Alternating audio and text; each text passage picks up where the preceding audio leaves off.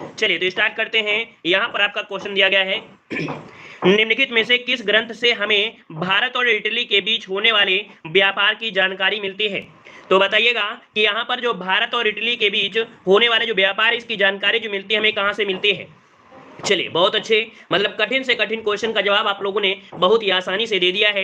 यहाँ पर आपका जवाब हो जाएगा ए नंबर, नेचुरल हिस्ट्री। याद रखिएगा कि नेचुरल हिस्ट्री नामक ग्रंथ से हमें पता चलता है कि भारत और इटली के बीच जो आपका व्यापार की जानकारी मिलती है, ठीक है ना। जिसकी रचना किसने की थी, प्लिनी ने। किसने, तो इसकी जो रचना किया है, नेचुरल हिस्ट्री की जो रचना किया है वो किसने किया है, तो आपके यहाँ पर याद रखिए प्लिनी।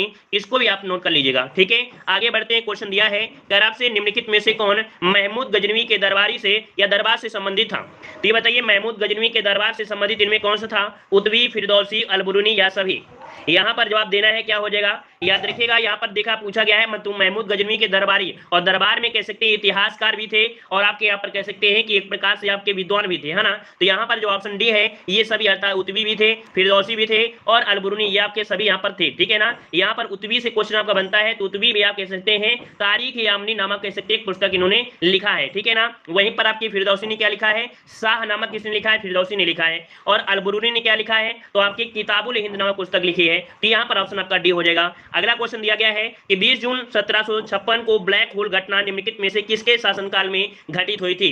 तो देखिए डेट आपकी है 20 जून 1756, और याद रखिए ब्लैक होल की घटना सिराजुद्दौला के शासनकाल में घटित हुई थी, जो कि लगभग सभी का जवाब यहाँ पर आ चुका है। बी नंबर आपका यहाँ पर राइट हो जाएगा। इस एक छोटे से कमरे में 146 लोगों को, कितने, 146 लोगों को बंद कर दिया गया था, जिसमें से यहाँ पर आपके मात्र 23 लोग क्या जिंदा बचे थे। इसे ही ब्लैक होल या काल कोठरी की घटना कही जाती है। आगे बढ़ते हैं, क्वेश्चन दिया गया है सविनय अवज्ञा आंदोलन के रूप में महात्मा गांधी ने दांडी मार्च कब यहाँ पर किया था। चलिए 4 का ऑप्शन देना है, और यहाँ से क्वेश्चन तो पक्का ही पक्का है, गांधी जी से क्वेश्चन तो आने ही आने, है ना। और 2 क्वेश्चन आपके आने हैं। तो चलिए यहाँ पर 12 मार्च बिल्कुल सही है। 12 मार्च आपका कौन सा दिया गया है, यहाँ पर आपका डी नंबर है। 12 मार्च 1930 को यहाँ पर महात्मा गांधी ने ये दांडी यात्रा आपकी प्रारंभ किया था, जो कि साबरमती आश्रम अर्थात आपके अहमदाबाद से। क्लियर है ना। कितने लोगों के साथ, तो 78 अनुयायियों के साथ गांधी जी गए थे। और आपके यहाँ पर कह सकते हैं कि 6 अप्रैल 1930 को दांडी तट पर, जो कि नवसारी जिला पड़ता है गुजरात में, वहां पर नमक कानून तोड़ा था, ठीक है ना। और सविनय अवज्ञा प्रारंभ यहीं से कर दिया था।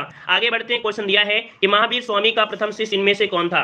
चलिए यहाँ पर 5 को जवाब देना है। हमने महात्मा बुद्ध और आपके यहाँ पर जो कह सकते हैं महावीर स्वामी, इनसे रिलेटेड एक वीडियो बनाया था, तो वहां पर हमने इसके बारे में डिटेल में बता दिया है। यहाँ पर जवाब भी आ रहे हैं। प्रथम शिष्य थे जमाली, है ना। जवाब हो जाए कौन सा, ऑप्शन आपका बी नंबर। और याद रखिएगा प्रथम जो आपके कह सकते हैं महावीर स्वामी के जो दुश्मन भी थे, है ना, दुश्मन कह सकते हैं कि विरोधी, है ना। महावीर स्वामी के प्रथम विरोधी भी कौन थे, तो आपके जमाली, जो कि कह सकते हैं इन्हीं के क्या थे, तो आपके प्रथम शिष्य थे। और यही इनके क्या दामाद भी थे, है ना, यही इनके क्या दामाद भी थे, है ना। चलिए मतलब कह सकते हैं इनकी जो पुत्री थी महावीर स्वामी की पुत्री का नाम क्या था, प्रियदर्शना।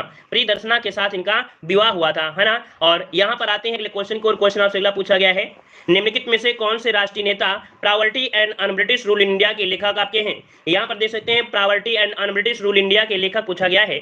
यहाँ पर ऑप्शन क्या हो जाएगा, बिल्कुल सही जवाब है दादा भाई नौरोजी, बिल्कुल जवाब सही है, दादा भाई नौरोजी यहाँ पर जवाब आ रहा है। यहाँ पर सी नंबर आपका राइट हो जाएगा। याद रखिए यही वो पुस्तक है जिसमें से आपके भारत की प्रति व्यक्ति आय को गणना की गई थी। भारत के प्रति व्यक्ति आय की गणना आपकी किया था दादा भाई नौरोजी ने, आपके मात्र 20 रुपए इन्होंने आंका था, ठीक है ना। आगे बढ़ते हैं, क्वेश्चन दिया गया है कि वर्ष 1904 में किसने क्रांतिकारियों की गोपनीय समिति के रूप में अभिनव भारत का आयोजन किया। याद रखिए गोपनीय समिति नाम क्या है, अभिनव भारत, है ना। कब हुआ था, 1904 में, और किया था किसने, तो आपके वीडी सावरकर। वीडी सावरकर की बात करते हैं तो इनका फुल नाम होता है क्या, विनायक दामोदर सावरकर, है ना। ऑप्शन क्या बन जाएगा, ए नंबर आपका राइट हो जाएगा, ठीक है ना। क्लियर है ना। चलिए आगे बढ़ते हैं, क्वेश्चन आपसे अगला पूछा गया है, कह रहा है रास बिहारी बोस द्वारा संगठित भारतीय स्वतंत्रता लीग की संगठन का एक अग्रदूत था। चलिए रास बिहारी बोस द्वारा संगठित भारतीय स्वतंत्रता लीग के संगठन का अग्रदूत था।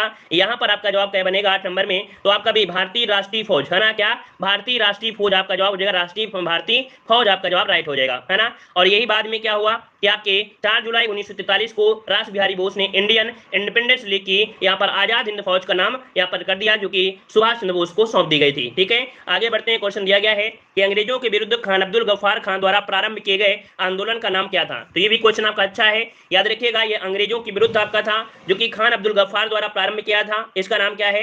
यहाँ पर कह रहे हैं लाल कुर्ती आंदोलन है। तो जवाब बिल्कुल सही है, मतलब आपने सही से पढ़ा था, है ना, उस क्लास को, जिस क्लास में हमने यहाँ पर सब पूरे आंदोलन कवर किया था। तो ऑप्शन यहाँ पर आपका ए नंबर लाल कुर्ती आंदोलन हो जाएगा। नेक्स्ट क्वेश्चन दिया गया है, कह रहे हैं मद्रास हिंदू सामाजिक सुधार एसोसिएशन का आरंभ किसकी मदद के लिए हुआ था? जो मद्रास हिंदू सामाजिक सुधार आपका एसोसिएशन था, इसका जो आरंभ हुआ था वो कैसे लोगों के लिए, किस प्रकार के लोगों के लिए यहाँ पर हुआ था? तो चलिए यहाँ पर जवाब देने का प्रयास करिए। अच्छा क्वेश्चन आपका दिया गया है। तो देखिएगा यहाँ पर दिया है देवदासियों का, जनजातियों का, गरीबों का या विकलांगों का। तो जितने भी आपके एसोसिएशन हुआ करते थे समाज से सुधार, वो आपके देवदासी, मतलब 10 का ऑप्शन बनेगा यहाँ पर। आइए ए नंबर आपका जवाब राइट हो जाएगा। देवदासी जो कि हिंदू धर्म की एक प्राचीन प्रथा है। देवदासी द्वारा मंदिर में नृत्य किया जाता था। बाद में देवदासियों को धर्म और आस्था के नाम पर वैश्यावृत्ति के दलाल के रूप में धकेल दिया जाता था। मतलब पहले मंदिर में इनके क्या करते, नृत्य वगैरह करवाते थे, बाद में इन्हें वैश्या बना देते थे। तो इसी के लिए ये आपको कह सकते हैं सामाजिक सुधार आंदोलन बना था। ठीक है, जो कि देखा जाए ये बहुत ज्यादा प्रचलित कहां पर, तो आपके दक्षिण भारत में ये आपका प्रचलित था। क्लियर है? तो आप समझ गए होंगे देवदासी का मतलब। चलिए अगला क्वेश्चन आपसे दिया गया है, न्यूट्रॉन तारे जिसे हम लोग पल्सर तारा बोलते हैं, तो न्यूट्रॉन तारे जिसे हम लोग पल्सर कहते हैं, ये सिकुड़ने से बना असीमित घनत्व का द्रव युक्त पिंड जो किसी प्रकार के विकिरण को बाहर नहीं जाने देता है, क्या कहलाता है? तो याद रखिए जो भी न्यूट्रॉन तारा होता है ना, असीमित घनत्व का हो जाता है और इसमें जो भी चीज जाती है वो इससे बाहर नहीं जा पाती, चाहे प्रकाश हो चाहे कुछ भी हो। ऐसे जो घटना होती है इसे क्या कहते हैं? तो ब्लैक होल कहा जाता है। इसे क्या कहते हैं? ब्लैक होल कहते हैं। ऑप्शन क्या हो जाएगा? ए नंबर राइट हो जाएगा। या हम लोग इसे कृष्ण विवर कहते हैं। क्या इसे कृष्ण विवर के नाम से भी जानते हैं या एस चंद्रशेखर नाम से भी जानते हैं, क्योंकि चंद्रशेखर जो सीमा है यही है, इन्होंने खोज भी किया था। आगे बढ़ते हैं, क्वेश्चन दिया है कि बेंगुला धारा किस महासागर की शीतल धारा है? ये आपकी कह सकते हैं 2020 में 2-3 एग्जामों में पूछा जा चुका है। तो देखिए बेंगुला धारा किस महासागर की है?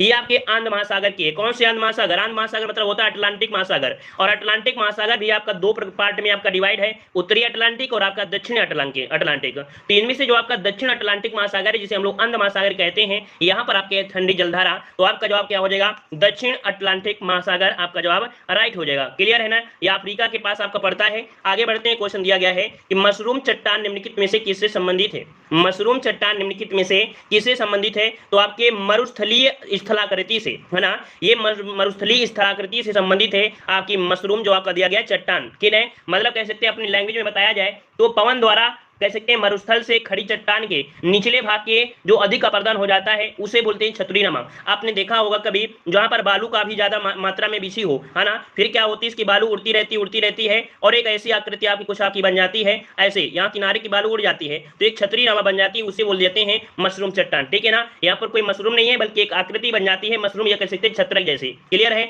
आगे बढ़ते हैं, क्वेश्चन दिया है गिर नेशनल पार्क किस राज्य में है? गिर नेशनल पार्क कहां पर है? तो आपका जवाब क्या हो जाएगा? गिर मतलब गुजरात। ऑप्शन क्या हो जाएगा? यहाँ पर आपका हो जाएगा डी नंबर, गुजरात में है। ठीक है ना। अगला क्वेश्चन दिया गया है, कह रहा है निम्नलिखित में से कौन सा पर्वतीय दर्रा उत्तराखंड में स्थित नहीं है? तो बताइए उत्तराखंड में आपका कौन सा दर्रा नहीं है? तो देखिए उत्तराखंड में कौन कौन दर्रे हैं? यहाँ पर आपका नीति, है ना, बिल्कुल सही है। यहाँ पर 15 का ऑप्शन आ रहा है बी नंबर। देखो यहाँ पर लिपलेख, नीति और मुलिंगला ये आपके उत्तराखंड में, लेकिन सिपकीला दर्रा आपके यहाँ पर नहीं है, है ना। सिपकीला दर्रा यहाँ पर आपका नहीं है, हिमाचल प्रदेश में। सिपकीला दर्रा कहाँ पर है? हिमाचल प्रदेश में है, इसी दर्रे से होकर जो आपकी नदी है ना, इसी से होकर निकल कर आती है। ठीक है, तो देखिए यहाँ पर तीन दर्रे आपके उत्तराखंड के हैं, लिपलेख, नीति और मुलिंगला, एक आपका माना दर्रा, ये आपके कहाँ से? उत्तराखंड से आपके हो जाएंगे। ठीक है, क्लियर हो गया इतना पॉइंट। चलिए आगे बढ़ते हैं, क्वेश्चन दिया गया है, कह रहा है निम्नलिखित में से किसे मानव सूचकांक में शामिल किया जाता है? ये बताइए मानव सूचकांक में जो शामिल किया जाता है किसको शामिल करते हैं? तो चलिए यहाँ पर बिल्कुल सही है, यहाँ पर सतलज नदी। अच्छा, नदी को बताएं, सिपकीला दर्रा से ही जो सतलज नदी है आपकी सिपकीला दर्रा से ही प्रवेश करती है। ठीक है ना, भारत में। चलिए बताइएगा, कह रहा है आपसे यहाँ पर किसे मानव विकास सूचकांक में शामिल किया जाता है? याद रखिए मानव विकास सूचकांक में प्रति व्यक्ति आय भी शामिल होती है ना, जीवन प्रत्याशा भी शामिल होती है और आपकी साक्षरता, मतलब 3 चीजें शामिल की जाती है मानव विकास सूचकांक में, अर्थात ये सभी यहाँ पर जवाब आपका राइट हो जाएगा। आगे बढ़ते हैं, क्वेश्चन दिया गया है, भारत में मौद्रिक नीति का निर्धारण कौन करता है? भारत में मौद्रिक नीति का निर्माण जो निर्धारण करता है वो कौन करता है? तो चलिए रिजर्व बैंक ऑफ इंडिया, बिल्कुल जवाब सही है। यहाँ पर आपका जवाब हो जाएगा 17 का option C, reserve bank of India इसके द्वारा निर्धारण किया जाता है ना, जो कि आपके साख की मुद्रा को नियमित एवं नियंत्रित करता है। आगे बढ़ते हैं, क्वेश्चन दिया गया है निम्नलिखित में से प्रत्यक्ष कर अर्थात डायरेक्ट कर इनमें से कौन सा हो जाएगा। तो डायरेक्ट कर कौन सा होता है, जो आपका आयकर होता है ना, जो आयकर के द्वारा लगाया जाता है, ये कैसा होता है, ये डायरेक्ट टैक्स आपका होता है ना। इसके अंदर आपका आयकर हो गया, व्यय हो गया, संपत्ति कर, निगम कर, ये सब प्रत्यक्ष कर के ही क्या है, उदाहरण आपके हैं। अगला क्वेश्चन दिया गया है निम्न में से कौन सी आयकर की गणना के लिए कुल आय में से कटौती नहीं है आपकी।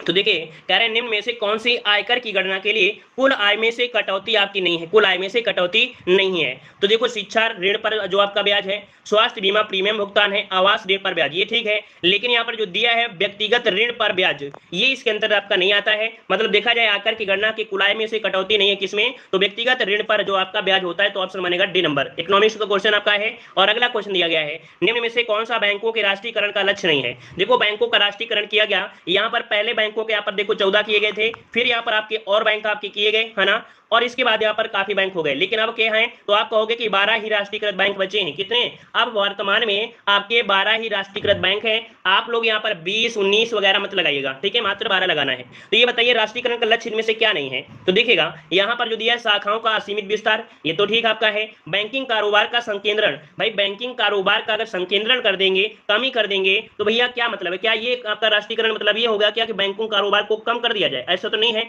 तो ऑप्शन क्या बनेगा यहाँ पर आपका बी नंबर, बैंकिंग कारोबार का संकेंद्रण करना, ये राष्ट्रीयकरण का लक्ष्य नहीं है, ठीक है। वहीं पर आपके ग्रामीण प्राथमिक वाले क्षेत्र में प्रवेश होना, जमा राशियों की मात्रा में विस्तार करना, ये सभी है। लेकिन यहाँ पर जो बी नंबर है ये इसका काम नहीं है। कोई नहीं चाहेगा कि हमारी संस्था और भी छोटी हो जाए, ऐसा तो नहीं सोचेंगे, चाहेंगे कि हमारी संस्था और बड़ी हो जाए। आगे बढ़ते हैं, क्वेश्चन आपसे अगला पूछा गया है कि भारत में पंचायती राज की अनुशंसा के लिए बनी समिति के अध्यक्ष कौन थे। तो चलिए यहाँ पर बताइए भारत में पंचायती राज की अनुशंसा के लिए बनी समिति। वीडियो को लाइक शेयर भी करते रहिएगा, जो लोग पहली बार जुड़े हैं तो उसे चैनल को सब्सक्राइब करिए, और जितने लोग जुड़ चुके हैं एक बार वीडियो का भी लाइक कर दिया करें, वीडियो का लाइक भी कर दिया करें, ठीक है। चलिए बताइएगा भाई कि भारत में पंचायती राज की अनुशंसा के लिए बनी समिति यहाँ पर कह रहे हैं, ऑप्शन आ रहा है 21 का ऑप्शन सी, ये बलवंत राय मेहता समिति है ना। आपने कई बार पढ़ा है और हमने आपको पढ़ाया भी है, तो यहाँ पर ऑप्शन क्या हो जाएगा, सी नंबर राइट हो जाएगा, है ना। और ये जो आपकी समिति बनी थी, है ना, कब बनी थी, जो कि अध्यक्षता के किए थे, तो आपके 1957 में, है ना, ये 1957 में समिति आपकी बनी थी। बाद में क्या हुआ, 73 नंबर का संशोधन हुआ, और उस 73 नंबर के संशोधन के तहत 1992 में पंचायती राज संस्था को एक संवैधानिक मान्यता प्राप्त कर दी गई थी, ठीक है ना। आगे बढ़ते हैं, क्वेश्चन दिया है कि भारतीय संविधान में संशोधन का प्रावधान किस अनुच्छेद में किया गया है। तो ये बताइए जो संशोधन आपको है भारतीय संविधान में संशोधन कर सकते हैं, वो कौन से आर्टिकल के तहत आपका है। तो चलिए भाग 20 के यहाँ पर 368 में, कौन सा 368 ऑप्शन क्या बन जाएगा, बी नंबर आपका राइट हो जाएगा। और संविधान में जो प्रक्रिया होती है संशोधन की, कहाँ से ली गई है, संविधान संशोधन की प्रक्रिया आपके दक्षिण अफ्रीका से ली गई है, और आर्टिकल 368 के तहत क्या कर सकते हैं, उसमें संशोधन कर सकते हैं। अगला क्वेश्चन आपसे दिया गया है कि मुख्य चुनाव आयुक्त को पद से हटाया जा सकता है। ये बताइए जो मुख्य चुनाव आयुक्त होता है उसको उसके पद से कैसे हटाया जा सकता है। यहाँ पर 23 का जवाब देना है, 23 नंबर में से राइट आंसर क्या बन जाएगा। तो चलिए 23 को ऑप्शन आ रहा है यहाँ पर, ये नंबर मंत्रिमंडल के प्रस्ताव के द्वारा। चलिए कुछ लोग जवाब दे रहे हैं बी नंबर, कुछ लोग जवाब दे रहे हैं सी नंबर राष्ट्रपति के द्वारा। याद रखिएगा नियुक्ति तो राष्ट्रपति कर देता है, क्या नियुक्ति राष्ट्रपति तो कर देता है, लेकिन राष्ट्रपति हटाता नहीं है। हटाते कैसे हैं, लोकसभा और राज्यसभा के 2/3 बहुमत के माध्यम से ही इसे हटाया जाएगा। तो ऑप्शन क्या बनेगा, ए नंबर, संसद के दोनों सदनों के सदस्यों से 2/3 बहुमत पारित होने से मुख्य चुनाव आयुक्त को हटाया जाता है, ठीक है ना। आगे बढ़ते हैं, क्वेश्चन दिया गया है संविधान सभा द्वारा भारतीय संविधान को कब पारित किया गया। अब यहाँ पर देखो कब पारित किया, कब बनकर तैयार हुआ, कब अंगीकृत किया, इन सभी शब्दों का प्रयोग एक ही आपके कह सकते हैं आंसर में किया जाता है। और आंसर क्या हो जाएगा यहाँ पर चलिए 26 नवंबर 1950 बोलेंगे या 26 नवंबर 1949 बोलेंगे। तो बताइए भाई जल्दी से 24 नंबर के जवाब दीजिए कि 26 नवंबर 1950 को लॉक कर दें या 26 नवंबर 1949 को लॉक कर दें। कौन सा जवाब यहाँ पर बनेगा, चलिए 49 कह रहे हैं, कुछ लोग यहाँ पर कह रहे हैं बी नंबर। तो देखिए इसका राइट आंसर आपका बनेगा आपका 26 नवंबर 1949 को ये बनकर आपका तैयार हो गया था। इसे पारित करना बोलते हैं और इसे बोलते हैं अंगीकृत किया गया। क्लियर है। आइए अगले क्वेश्चन को, क्वेश्चन दिया गया है, कह रहा है भारत की संसद द्वारा हिंदू विवाह अधिनियम कब पारित हुआ अर्थात कब लागू हुआ था। तो चलिए 25 को ऑप्शन क्या बनेगा, यहाँ पर 25 नंबर में आपके 1955 में देखो 1955 में कई ऐसे रूल आपके बनाए गए थे, जैसे आपके कोयला खदान जो आपके कार्य करते हैं उन लोगों के लिए रूल बनाया गया, हिंदू मुस्लिम वाला बनाया गया, और आपके विवाह अधिनियम भी आपको इसी तहत आपको बनाया गया 1955। नेक्स्ट क्वेश्चन दिया गया है, कह रहा है क्लोरोफाइसी के सदस्यों को प्रायः शैवाल कहते हैं। देखो यहाँ पर दिया गया कैसे वर्ग आपके दिए गए हैं, यहाँ पर दिया क्लोरोफाइसी के सदस्यों को प्रायः क्या कहते हैं, यहाँ पर याद रखिएगा हरा शैवाल कहते हैं। जो क्लोरोफाइसी होते हैं ऐसे सदस्यों को प्रायः कैसे कहते हैं, हरा शैवाल कहते हैं। और ऐसे भी याद रखिएगा कि क्लोरोप्लास्ट जो होता है ना, क्लोरोफिल होता है वो आपका हरा होता है, तो हरा से आपको याद रखिए हरा शैवाल होते हैं जो क्लोरोफाइसी के अंतर्गत आपके आते हैं। ऑप्शन आपका ए हो जाएगा। नेक्स्ट क्वेश्चन दिया है, उत्तल और अवतल दर्पण किसके उदाहरण है, तो भैया समतल दर्पण तो आपका हो नहीं सकता है क्योंकि ये भी आपका अलग से एक प्रकार का है। तो यहाँ पर जो उत्तल दर्पण अवतल दर्पण होते हैं गोली दर्पण के अंतर्गत आपके आते हैं। कैसे, गोली दर्पण के अंतर्गत आपके आते हैं, तो ऑप्शन आपका बी हो जाएगा। नेक्स्ट क्वेश्चन दिया गया है कि वह परिवर्तन जिसमें एक या अधिक नए पदार्थ बनते हैं क्या कहते हैं, वह परिवर्तन जिसमें एक या एक से अधिक नए पदार्थ बनते हैं, तो ऐसे परिवर्तन को हम लोग बोलते हैं क्या है, तो यहाँ पर ऑप्शन आ रहा है आपका बी नंबर, रासायनिक परिवर्तन। बिल्कुल सही है। मान लो एक आपका यहाँ पर हमने ये पात्र लिया है ना, एक हमने ये लिया, अब इनमें से कोई चीज बनता रहेगा तो भैया रासायनिक परिवर्तन तभी तो बनेगा कि नहीं बनेगा, है ना। तो यहाँ पर एक प्रकार से दूसरे प्रकार में जाएंगे तो परिवर्तन होगा और रासायनिक परिवर्तन होगा या नए पदार्थ बन सकते हैं। अगला क्वेश्चन आपसे दिया है कि धातुओं का वह गुण जिसके कारण उन्हें पीट कर शीट में परिवर्तित किया जाता है कहलाता है। तो बताइए भाई, कोई मान लो ये लोहे का आपका मतलब लोहा है और ये इसे क्या करना है, पीट पीट के एक शीट बनाना है ना, तो इस प्रक्रिया को बोलते क्या है, इस प्रक्रिया को बोलते हैं आघातवर्धनीयता। क्या बोलते हैं, मैलिबिलिटी, या इसे बोलते हैं आघातवर्धनीयता। अर्थात इस चादर को और बड़ी कर देना पीट के, इसे बोलते हैं आघातवर्धनीयता बोल देते हैं। ठीक है, आगे बढ़ते हैं। क्वेश्चन दिया गया है कि पर्णहरित जिसे बोलते हैं क्लोरोफिल, है ना, का मुख्य खनिज का आपका कौन सा है, मतलब आपकी जो पत्तियां होती हैं इस पत्तियों में जो आपका तत्व होता है कौन सा तत्व आपको मिलता है, इन पत्तियों में क्या मिलेगा, तो भाई मैग्नीशियम। मतलब क्वेश्चन इस प्रकार से भी पूछा जाता है कि मान लो अगर पत्तों को जला दिया जाए तो कौन सा तत्व आपसे बचेगा, तो बताइए कि कोई भी पत्ते आपके हैं अगर उन्हें जलाते हैं तो वहां पर क्या चीज मिलेगा, मैग्नीशियम। क्यों, क्योंकि पत्तियों में पाया जाता है मैग्नीशियम, है ना। तो आपका जवाब कौन सा हो जाएगा, 30 का ऑप्शन बन जाएगा बी, मैग्नीशियम आपका जवाब राइट हो जाएगा, है ना। अगला क्वेश्चन आपसे दिया गया है कि अपने को संकट में डालना अर्थ क्या हो जाएगा, अपने को संकट में डालना मोहरे अर्थ क्या होता है। चलिए यहाँ पर बिल्ली के गले में घंटी बांधना, बिल्कुल जवाब सही है, पहला ही पॉइंट हो जाएगा कि अपने को संकट में डालना मतलब होता है बिल्ली के गले में घंटी बांधना, ये आपने पढ़ा होगा आपने हमेशा। अगला है हल्दी घाटी के रचनाकार इनमें से कौन से हैं, तो हिंदी साहित्य भी पढ़ लिया करिए, है ना, हिंदी साहित्य की क्लासें दी गई हैं तो हिंदी साहित्य भी देख लिया करिए। हल्दी घाटी के पूछा गया रचनाकार कौन हो जाएंगे, तो ये है आपके श्याम नारायण पांडे। कौन, श्याम नारायण पांडे, ऑप्शन आपका बन जाएगा ए नंबर आपका राइट हो जाएगा, है ना। क्लियर है ना, मतलब देखा जाए इसमें जो बताया गया है महाराणा प्रताप और अकबर के बीच जो आपका ऐतिहासिक युद्ध हुआ था उसी को बारे में लिखा गया है जो कि एक प्रकार का महाकाव्य है। ठीक है, आगे बढ़ते क्वेश्चन दिया है निम्न में से वर्तनी की दृष्टि से आपका शुद्ध शब्द आपका कौन सा है। चलिए शुद्ध शब्द आपसे पूछा गया है 38 नंबर में, शुद्ध आपका कौन सा हो जाएगा।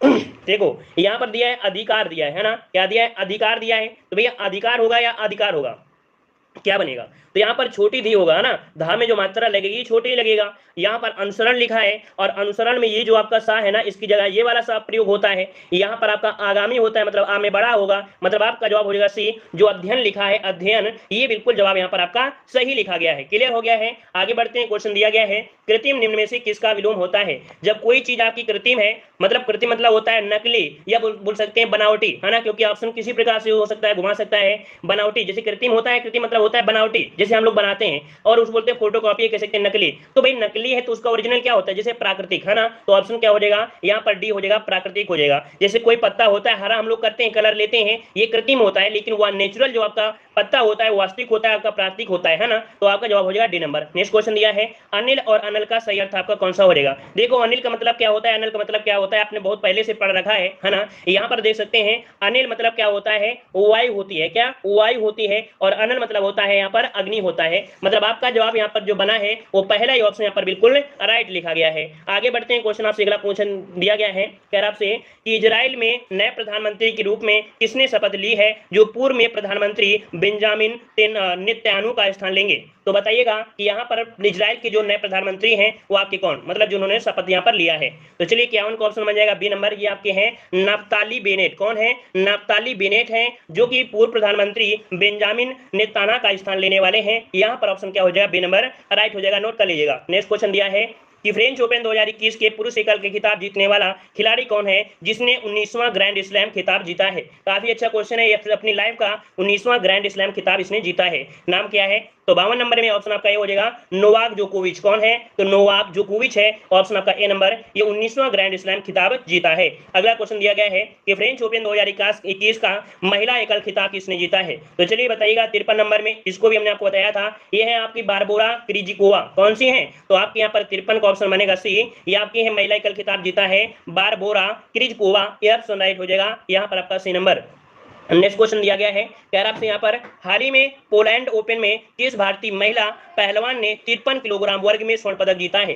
तो बताइएगा ऐसी कौन सी महिला पहलवान है जो कि 53 वर्ग मतलब किलो वर्ग में इसने स्वर्ण पदक जीता है और ये प्रतियोगिता आपकी पोलैंड ओपन में आपकी हुई थी। यहाँ पर ऑप्शन आ रहा है सी नंबर विनेश फोगाट। जवाब बिल्कुल सही है, यहाँ पर ऑप्शन आपका सी हो जाएगा, विनेश फोगाट है जो कि 53 kg में स्वर्ण पदक जीत दिलाया है। अगला क्वेश्चन दिया गया है कि हाल ही में किस अंतरराष्ट्रीय बॉक्सर जो कि अर्जुन पुरस्कार एवं पद्मश्री पुरस्कार से सम्मानित किया गया एवं 1988 खेलों के स्वर्ण पदक विजेता भी निधन हो चुका है, इनका नाम क्या है? जिनका ये निधन हो चुका है इनका नाम क्या है? 55 का ऑप्शन बनेगा ए नंबर, ये है डिंको सिंह। डिंको सिंह का निधन हुआ है, ये अंतरराष्ट्रीय बॉक्सर भी रहे हैं और 1998 एशियाई खेलों में स्वर्ण पदक विजेता भी रहे हैं डिंको सिंह। ठीक है, आगे बढ़ते हैं। क्वेश्चन आपसे अगला पूछा गया है, इंग्लैंड के किस क्रिकेटर ने देश के लिए सर्वाधिक टेस्ट मैच खेलने का रिकॉर्ड बनाया है। तो ये बताइएगा इंग्लैंड का ऐसा कौन सा क्रिकेटर है जो सर्वाधिक टेस्ट मैच खेलने का रिकॉर्ड बना दिया है। यहाँ पर जवाब देना है क्रिकेट के प्रेमियों, जितने भी यहाँ पर क्रिकेट देखते हैं सभी का जवाब बिल्कुल सही होना चाहिए। यहाँ पर जवाब आ रहा है 56 का ऑप्शन कुछ लोगों ने दिया है, यहाँ पर आपका बी नंबर बिल्कुल सही है, जेम्स एंडरसन। जेम्स एंडरसन है जिन्होंने इंग्लैंड के लिए सर्वाधिक क्रिकेट खेले हैं, ठीक है ना, वो भी टेस्ट मैच खेले हैं। अगला क्वेश्चन आपसे दिया गया है कि किस राज्य सरकार ने मुख्यमंत्री किसान मित्र ऊर्जा योजना, जिसके अंतर्गत कृषि उपभोक्ताओं को प्रत्येक महीने 1000 रुपए अनुदान देने का प्रावधान किया है, मंजूरी दे दी है। तो देखिए यहाँ पर डायरेक्ट याद रखना है, मुख्यमंत्री किसान मित्र ऊर्जा योजना क्या है? मुख्यमंत्री किसान मित्र ऊर्जा योजना है ना। यहाँ पर 57 का ऑप्शन डी हो जाएगा। राजस्थान सरकार ने यह मंजूरी दिया है कि जो भी आपके कृषि उपभोक्ता हैं उनको हर महीने 1000 रुपए अनुदान के रूप में दिया जाएगा। आगे बढ़ते हैं। क्वेश्चन दिया गया है कि हाल ही में गूगल पर 26.8 करोड़ डॉलर रुपए का मतलब जुर्माना लगाया है ना। यह जुर्माना किस देश के प्रतिस्पर्धा रोधी प्राधिकरण ने लगाया है? मतलब कह सकते हैं गूगल पर भी देखो कितने रुपए, तो 26.8 करोड़ डॉलर पर जुर्माना लगाया है और लगाने वाला कौन है? तो आपका फ्रांस ने लगाया। किसने? फ्रांस ने लगाया। याद रखिए ऑप्शन बी नंबर आपका राइट हो जाएगा, यहाँ पर फ्रांस ने लगाया है। ठीक है, आगे बढ़ते हैं। क्वेश्चन आपसे दिया गया है कि किस देश को संयुक्त राष्ट्र आर्थिक और सामाजिक परिषद के लिए वर्ष 2022 और 24 की अवधि के लिए चुना गया है। तो चलिए बताइएगा कि United Nations economic and social council के लिए, या कह सकते हैं संयुक्त राष्ट्र आर्थिक और सामाजिक परिषद के लिए जो चुना गया है वो किसे चुना गया है? जो कि समय दे दिया है 22 से लेकर 24 तक। ऑप्शन क्या बन जाएगा? सी नंबर आपके भारत को चुना गया है। ठीक है, ऑप्शन क्या हो जाएगा? 59 का ऑप्शन सी हो जाएगा। नेक्स्ट क्वेश्चन आपसे दिया गया है कि अमेरिकी अंतरिक्ष एजेंसी नासा किस ग्रह पर वर्ष 2028 से 30 तक के मध्य 2 अभियान भेजेगा? बताइएगा। देखो 28 से लेकर 30 के बीच में 2 अभियान भेजने वाला है ना। और ये आपकी कौन सी अमेरिकी अंतरिक्ष यात्री है एजेंसी है नासा। और यहाँ पर देख सकते हैं कौन सा ग्रह है, तो 60 का ऑप्शन भी हो जाएगा शुक्र ग्रह पर। किसमें? शुक्र ग्रह पर आपका जवाब हो जाएगा बी नंबर आपका राइट हो जाएगा। क्लियर है ना। चलिए आगे बढ़ते हैं। क्वेश्चन आपसे अगला पूछा गया है जो कि यहाँ पर जीके से रिलेटेड आपके यहाँ पर आ चुके हैं। अब थोड़े से सरल और सस्ते क्वेश्चन आपको मिलेंगे, लेकिन इतने भी सरल आपके नहीं है। कह रहा है गुलामगिरी नामक पुस्तक इनमें से किसने लिखा है? तो चलिए बताइएगा कि गुलामगिरी नामक पुस्तक इनमें से किसने लिखा है। चलिए 61 का ऑप्शन आ रहा है, यहाँ पर आपका ए नंबर बिल्कुल सही है। ये है आपके ज्योतिबा राय फूले हैं। कौन है आपके? ज्योतिबा राय फूले हैं जो कि आपकी गुलामगिरी पुस्तक लिखा है। ऑप्शन आपका ए हो जाएगा। नेक्स्ट क्वेश्चन दिया गया है अर्थशास्त्र का नोबेल पुरस्कार किसके द्वारा दिया जाना आरंभ हुआ था? तो चलिए बताइएगा कि अर्थशास्त्र का पुरस्कार जो कि आपके 1969 से दिया जाना प्रारंभ हुआ और ये कौन सी संस्था अर्थात किसने देना शुरू किया था? तो चलिए यहाँ पर हो जाएगा स्वीडिश सेंट्रल बैंक। किसके द्वारा? स्वीडिश सेंट्रल बैंक के द्वारा ये पुरस्कार देना शुरू हुआ था। ऑप्शन बी हो जाएगा। नेक्स्ट क्वेश्चन दिया है भारत संयुक्त राष्ट्र संघ का जो सदस्य बना ये कब बना था? चलिए भारत संयुक्त राष्ट्र संघ का जो सदस्य बना ये कब बना? आईएमपी क्वेश्चन आपका है, यहाँ से क्वेश्चन आपके पूछे जाते हैं। तो चलिए 63 का ऑप्शन आ रहा है, यहाँ पर आपका 45 मतलब आपका जवाब ए नंबर आपका हो जाएगा। 1945 से ही भारत इसका सदस्य रहा है। किसका? संयुक्त राष्ट्र संघ का सदस्य रहा है। ठीक है, आइए बढ़ते हैं अगले क्वेश्चन की ओर। क्वेश्चन आपसे अगला पूछा गया है, क्या आपसे यहाँ पर संघाई कारपोरेशन संगठन में कौन कौन से देश आपके सम्मिलित हैं? देखो दिया संघाई कारपोरेशन संगठन में अर्थात इस ऑर्गेनाइजेशन में जो आपके हैं शामिल है वो आपके कौन कौन शामिल किए गए हैं? तो यहाँ पर चीन है, रूस है, कजाकिस्तान है, उज्बेकिस्तान, तजाकिस्तान और आपकी किर्गिस्तान। याद रखिए इसका राइट आंसर आपका ए नंबर, इसे नोट कर लीजिएगा। ठीक है, कौन कौन से शामिल हैं तो ये वाले आपके यहाँ पर शामिल हो जाएंगे। ठीक है ना, क्लियर है? चलिए आगे बढ़ते हैं, क्वेश्चन आपसे अगला पूछा गया है, नेपाल के पड़ोसी भारतीय राज्यों का युग्म कौन सा है? मतलब नेपाल के जो पड़ोसी भारतीय राज्य हैं आपके कौन कौन से हैं? चलिए बताइएगा। यहाँ पर युग्म दिया है तो इसको भी यहाँ पर याद रखिएगा, है ना, कौन कौन से हैं। चलिए 65 नंबर आपका जवाब आ रहा है, यहाँ पर आपका बी नंबर, कुछ लोग जवाब सी दे रहे हैं। तो देखिए 65 का ऑप्शन जो बनेगा ये आपका कौन सा बन जाएगा? B number. ये आपके सिक्किम और बिहार है। कौन? सिक्किम और बिहार है, जो इनके पड़ोसी आपके राज्य हैं, ठीक है, जो जुड़े हुए हैं। अगला है, विश्व के किस क्षेत्र को आप बुशमैन से संबंध करेंगे? बताइएगा। बुशमैन एक जनजाति है क्या? बुशमैन जो आपकी एक जनजाति है, ये कहां पर आपकी पाई जाती है? तो चलिए यहाँ पर एक जनजाति है, कहां पर? कालाहारी मरुस्थल, आपने नाम सुना होगा, कालाहारी मरुस्थल, है ना, यहाँ पर निवास करती है। तो ऑप्शन क्या हो जाएगा? यहाँ पर आपका हो जाएगा आपका डी नंबर, कालाहारी मरुस्थल है। ये कहां पड़ता है? तो आपके अफ्रीका में ही पड़ता है। याद कैसे रहेगा? तो देखो यहाँ पर बुश मतलब आपका ब्रश, क्या हो गया? बुश मतलब क्या हो गया? ब्रश हो गया। और ब्रश कौन करते हैं? जिनके दांत काले हो जाते हैं। क्या? जिनके दांत काले हो जाते हैं वही पर क्या करते हैं? ब्रश करते हैं। अर्थात बुशमैन जो आपके हैं, है ना, जो काले आपके हो जाएंगे, कहां पर? कालाहारी हो जाएगा। याद रहेगा ना, ब्रश याद रखिएगा, कालाहारी। अगला क्वेश्चन दिया है कि देश में प्रथम कृषि विश्वविद्यालय की स्थापना किस वर्ष हुई थी? देश में प्रथम कृषि विश्वविद्यालय की स्थापना जो हुई, ये आपकी कह सकते हैं कब हुई थी? 67 का ऑप्शन देना है। 67 का ऑप्शन आ रहा है यहाँ पर आपका बी नंबर। जवाब बिल्कुल सही है, 1960 में गोविंद बल्लभ पंत कृषि प्रौद्योगिकी विश्वविद्यालय, है ना, ये आपका है, जो कि आपकी 1960 में इसका कह सकते हैं स्थापना आपकी हुई थी। क्लियर है ना?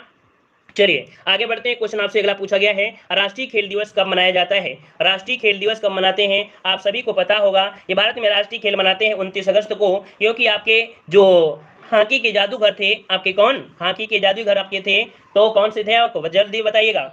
मेजर ध्यानचंद, है ना, मेजर ध्यानचंद के जन्मोत्सव पर आपका है 29 अगस्त को यहाँ पर खेल दिवस मनाते हैं, और इसी समय आपके पुरस्कार भी बांटे जाते हैं। ठीक है, आगे बढ़ते हैं, क्वेश्चन दिया है, भारतीय संसद का कौन सा सदस्य निम्न सदन कहलाता है? तो बताइए ऐसा कौन सा सदस्य है ना, कौन सा सदन है जिसे निम्न सदन के रूप में हम लोग जानते हैं? तो चलिए यहाँ पर जवाब आ रहा है ऑप्शन ए, लोकसभा।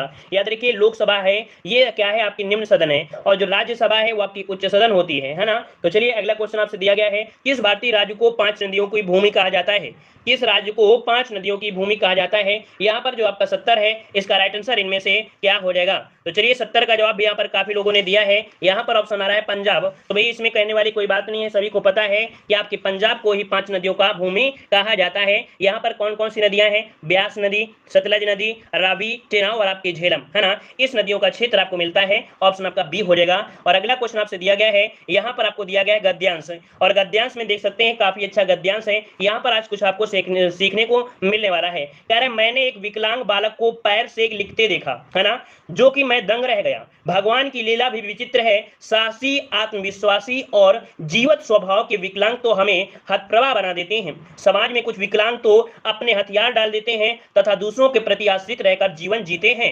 कभी वे मंदिर के सामने, कभी स्टेशन के पास, या कभी सार्वजनिक स्थान पर भीख मांगने के लिए धरना दिए बैठे रहते हैं। हमें चाहिए कि उन्हें अपने पैरों पर खड़े होने के लिए प्रेरित करें, उन्हें स्वावलंबी बनाने के लिए हर संभव प्रयास करें और उन्हें अच्छा जीवन जीने के लिए मार्ग सुझाएं। तो ये दिया गया, एक मोटिवेशन दिया गया है ना। तो देखिए यहाँ पर देखते हैं क्या दिया है कि कौन से विकलांग हमें हतप्रभा बना देते हैं। तो बताइए कैसे आपके होते हैं? तो यहाँ पर आपका देखिएगा 71 का जवाब क्या बनेगा? डी, मतलब साहसी, जीवट और आपका आत्मविश्वासी। ऐसे विकलांग आपने देखा होगा यूट्यूब चैनल में, ऐसे बहुत आपको मिलेंगे जो आपको यहाँ पर जिसका कमर कटी है ना, कमर से कुछ नहीं है उसका, और इसके बाद वो जिम बॉडी बनाया है, सिखा रहा है ना। तो यहाँ पर कह सकते हैं हर प्रकार के इंसान आपको मिलेंगे। अगला क्वेश्चन आपसे दिया गया है कि हम विकलांगों के लिए क्या कर सकते हैं? बताइए आप लोग विकलांगों के लिए क्या कर सकते हैं यहाँ पर बताइए। तो याद रखिए आप उन्हें प्रेरित करिए, ना कि उनको भीख दीजिए, उनको प्रेरित करिए। यहाँ पर ऑप्शन हो जाएगा आत्मनिर्भर होने के लिए प्रेरित कर सकते हैं। ऑप्शन बने कौन सा? ए नंबर। अगला क्वेश्चन दिया गया है कि मैंने एक विकलांग बालक को पैर से लिखते देखा तो दंग रह गया। इस पंक्ति में कौन सा वाक्य है? तो बताइए भाई। अब देखो यहाँ पर क्या पूछा है, वाक्य पूछ लिया है,